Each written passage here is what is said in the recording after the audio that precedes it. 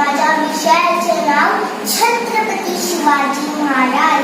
जगदंब जगदंब जगदंब, जिथे जिथे शिवभक्त उभे राहतात तिथे तिथे बंद पडते भल्या भुल्यांची मती. आणि मरणाला कोणाची भीती. आदर्श आमचे राजे शिव छत्रपती. छत्रपती शिवाजी महाराज म्हणजे कोण?